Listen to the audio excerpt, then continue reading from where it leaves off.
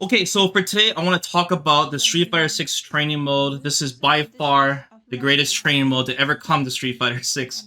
Mostly because of the visual frame data they're adding. This is absolutely amazing. You don't have to pay for it, by the way. This comes with the game. It's not an extra DLC. But they're going to allow visual frame data, and this was really special because even if you don't understand frame data, even if you're a casual player, you're still going to be able to understand this. It's easy for everyone, and it's going to be extremely useful for pros and veterans as well to the game. There's way more to it than just this, though. There's like preset training regimens. The basically the tutorial mode in the game is kind of tied in to the training mode in Street Fighter 6. It's very cool. We're gonna go over each little thing that we've seen so far. Okay, so first they have a little legend here that shows what all the colors mean for the frame data. Let me zoom it in for you guys. So we see here all the different color codes. And then let me just quickly describe frame data because this is what they wrote. I think they wrote it pretty well. They say a frame is the smallest unit of time used by the game, with a single frame being 1/60th of a second. Many of you guys should know this. Video games run in frames. That's why you always hear like 60 FPS. It says the frame meter shows how much time character actions take to perform, with each notch on the meter representing a single frame. So a lot of things in fighting games, are faster than a second, way faster than a second. So we have to go by frames. So they show the three core things: startup, the time between the start of a move; total, the time between the start of a move and its end; and recovery, the difference in time between when you and your opponent can act after landing a move. If this number is positive, it means you can act before your opponent can. And this is basically the whole plus and minus thing. I'll do a frame data tutorial when the game comes out, so don't worry about right now. And then we see like an example meter right here, and then we see what the colors mean. There's counter state. So this is like when the move is starting up, and if you get hit, you can get counter hit. The punish counter state, this is the new punish counter that's added to Street Fighter 6. So whenever you're in recovery, you'll get an even bigger punishment if the opponent hits you during this state. That's in the blue at the end of your move. The non-counter action recovery, this is for things that are not attacks, like jumping or dashing, for example. You'll see this color, the turquoise, light green. Hitbox appearance period. So this is during the active frames when your move is actually hitting. Projectiles active time, this is when you're like throwing a fireball. Parry counter active time, self-explanatory when you're using parry. Post damage block recovery period, once again, it's self-explanatory. And then we even see the invincibility period. So when you're doing like DPs, strike invincibility, projectile invincibility. All of this is really useful because for Street Fighter 5, we have to go onto like a third-party website or the official Capcom website, and we have to like log in and check the characters out to see the properties of all these attacks. But even without those websites, like just having this kind of visual information, we're gonna be able to know a lot of stuff about the moves immediately. And on top of that, what's really exciting is that Capcom, they're also adding an update to the Capcom collection. They're adding hitboxes to certain games in the Capcom collection. They even showed a picture of it, and that might hint us, hey, maybe they might have visual hitboxes in Street Fighter 6 as well. Could you imagine how amazing that would be? It would give us so much information. Now, I know frame data and all that is like really intimidating for beginners, so let me kind of just show you how it's easy to understand. So they're showing some example footage here we'll go over, and I'll explain everything that we're seeing on the screen. So Ryu does forward heavy punch, right? And then we see the frame data right here. See, it says, first off, you don't even have to look at the colors. It just straight up tells you. The startup is 20 frames. And then we see it shows this is the light green, which means that if Ryu gets hit during any of these notches, he gets counter hit. And then on top of that, it shows, see, startup 20 frames. And then on the 20th frame, it turns red because it takes us on the 20th frame where it becomes active and it's actually hitting the opponent. So this might be a little confusing at the beginning because the way we read frame data in Street Fighter is that the last frame of the startup and the first frame of the active are on the same frame. But even if you don't remember that or understand it, just look at the red, because some games, the way they do frame data is they go the startup first and then the active is like a separate frame, which could be confusing. But don't worry about that if you just play Street Fighter. So if I count, each of these notches represent a frame, these squares. So it's 19 squares on the startup, and then the 20th is the first red. So it's active for 5 frames. So for 1, 2, 3, 4, 5, Ryu's punch is actually hitting. And then after that, he recovers. And these blue squares represent him recovering. This is how long after Ryu's move does it take him to be able to block or act again. He's like recovering, right? from his attack. This bottom bar is the opponent's recovery. So this is how long it takes the opponent to be able to block again after he gets hit, right? Or after he blocks. In this case, he gets hit, right? So notice that the first notch or the first yellow square is on the first red square, right? Because obviously he's not put into recovery until he gets hit. So it's on the same time. So it visually shows you in yellow until he recovers. 26 frames to recover. You notice that Ryu's blue. So let's say you don't understand frame data, right? You notice that your top bar is Ryu. You notice how it ends before Luke's bar ends. So this means you're plus. It means that, hey, Ryu gets to act this much time before Luke does, which is 5 notches, 5 frames. So therefore, right here, Ryu is plus 5 after hitting his forward heavy punch. And since he's plus 5, that means any button he presses that's 5 frames or faster is going to combo onto Luke, right? So for example, Ryu can do standing medium punch if it's 5 frames. And it'll combo, it'll be 2 hits. Boom! Frame data. So once again, even if you don't understand what I'm saying with these numbers, just look at the colors. The colors is all you need to know. You see, like, this ends before this, so you know it's still your turn. So this is really exciting for new players. And for people that understand frame data, it's also really exciting. Because we see here at the bottom, it says -5, +5. And then on the top here, they show off the damage and the combo damage. What's also interesting is the power creep in damage in this game. The numbers are in the hundreds. You know, like things are doing over 1,000 damage in this game. So I wonder how the health is gonna work. It's kind of funny because in Street Fighter V, your health bar is like usually around 1,025, 1,050. You know, is like the average health. But we're doing like 400 damage for like one button. So they kind of added a 0 to everything. And then we see the combo damage, and then we'll see the scaling, which we'll go over, and then we see the attack type. It'll say high, mid, or low. So what else did they show? Oh, here we go. So we see Ryu standing medium punch. It says the startup is 5 frames. So now we know that he can combo after forward hard punch with the standing medium punch. And he goes into Tatsu. So another interesting thing here is that Ryu knocks down this time. And he recovers 32 frames. But look, Ryu has so many frames here to act. Plus 35. So the bar went all the way through and resets the other bar. Like, look, this yellow bar just keeps moving. Oh, that was the next move. Yeah, here we go. It just keeps going. So he's plus 35. That means, so if you don't understand how Oki works, this means that Ryu has more than enough time. 35 frames, he got more than half a second. So he has time to dash after and still be plus, right? Assuming Ryu's dash is like, 20 frames or faster. Ryu's standing medium punch is active for 1 frame. Let's see. I think it's because he's canceling it, Kwa. Because he's canceling it immediately into Tatsu. It's 1 frame. That's why it says that. That makes sense, right? It's giving you the frame data on what you see. It's literally just showing you on screen. That was the hardest part of calculating frames. That's nice. It is.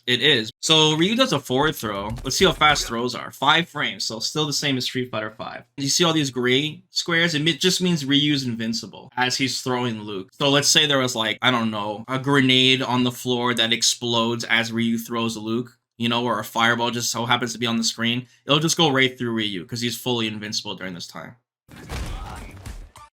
And then Ryu dashes, right? Yeah, Ryu dashes after the throw. Ryu's dash is 19 frames. 19. That's really slow. So in Street Fighter V, Ryu's dash is 16 frames. 19 is like slow in Street Fighter V.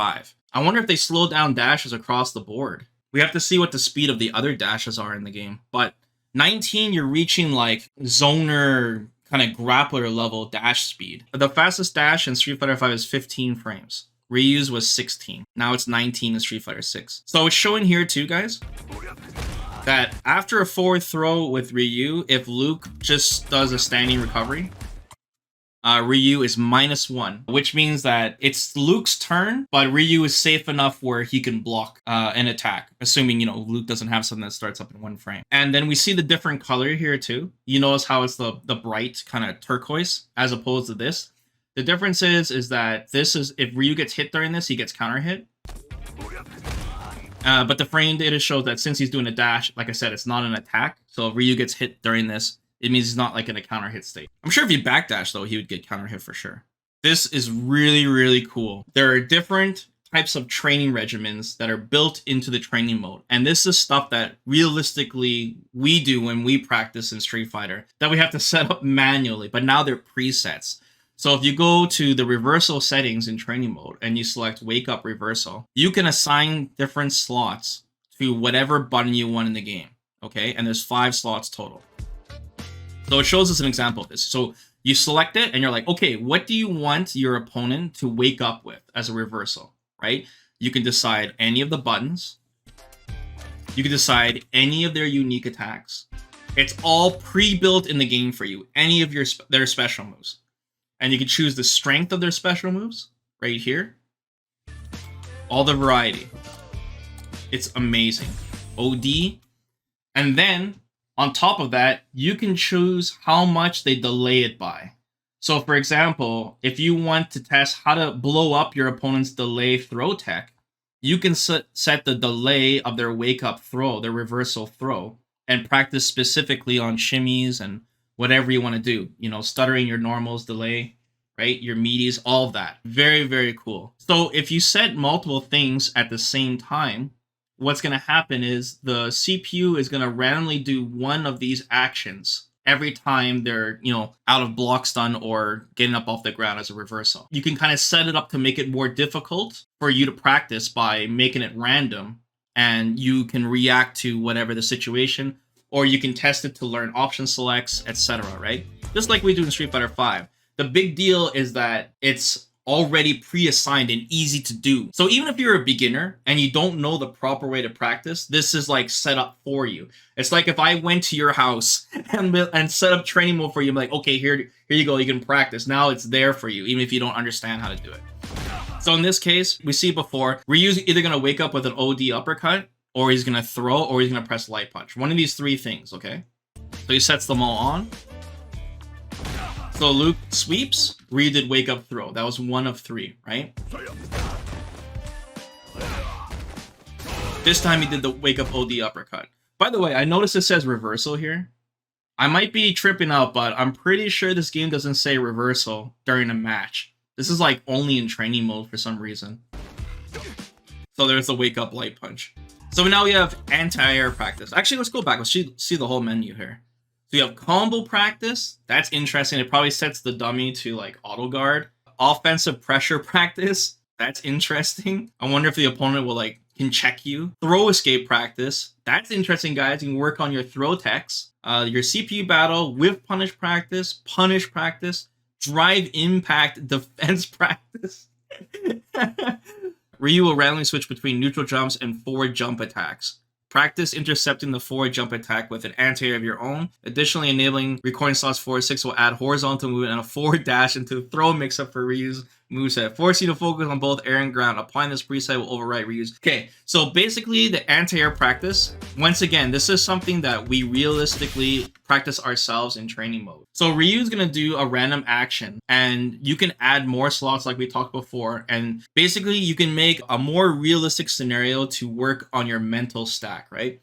Mental stack is when you can see how many things you can react to at once, and the more stuff your opponent does, the harder it is for you to be consistent on your anti-airs and checking dashes, right? When the opponent's doing more things that you need to focus on. So if the opponent is just jumping, you know, even if you're someone brand new to fighting games, anyone can anti-air if I'm telling you I'm going to jump. You know, let's say Ryu only jumps. You should be able to anti-air every time. I'm like, I'm going to jump.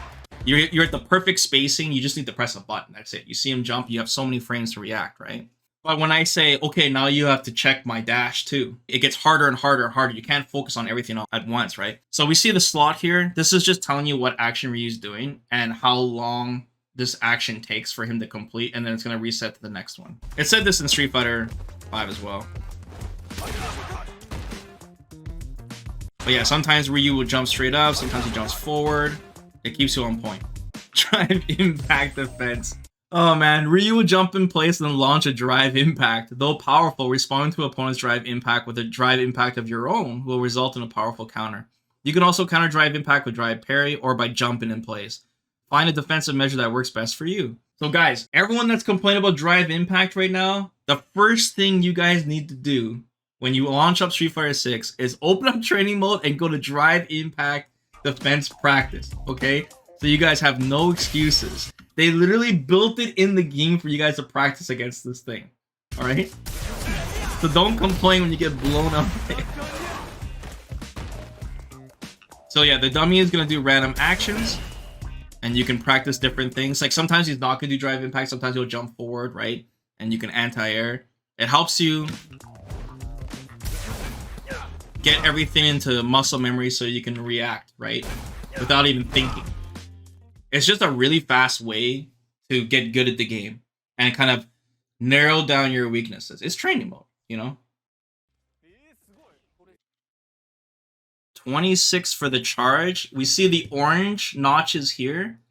This means how many frames it's a projectile. So Luke can neutralize other projectiles for 2 active frames during that move.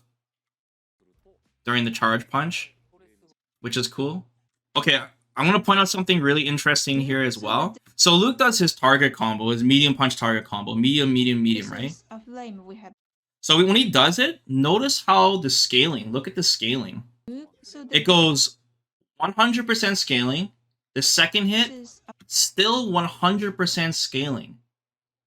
And then it goes to 80 on the third hit. This is different than Street Fighter V. So when Luke does his medium punch target combo, there's less scaling, okay? But I'm going to show you something, how it changes here in a second. Okay, so notice this. Luke does standing light punch, medium punch, heavy punch. He goes standing light punch, and then he does the target combo. Light, medium, heavy, okay? Look at the scaling. He goes light, 100%. The second hit goes down to 80. And the third hit goes down to 70. So this is really interesting. So when he did the medium punch target combo, it was still 100% on the second hit.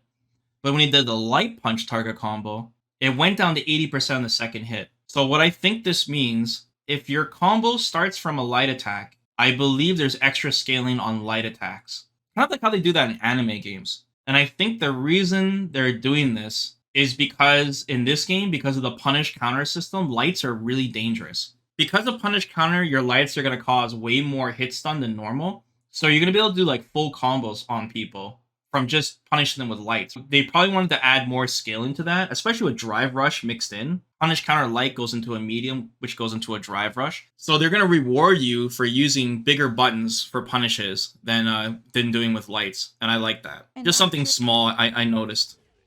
Either way, this training mode is super exciting, guys. Like I said, for beginners, for every type of player, it can get someone into frame data to appreciate it more. It's great for lab monsters. If they add online training mode to this game, it would be absolutely insane. I'm loving this so much. It just shows that Capcom is kind of listening to all parts of the community, not just in content, but in features that we need to make this game more competitive and more accessible for everyone. When it comes to fighting games and accessibility, information is really important. We can do tutorials until we're blue in the face, but having a visual meter showing you exactly like what's going on is so helpful to everyone. If they add hitboxes on top of that, man, we won't even need any mods, right?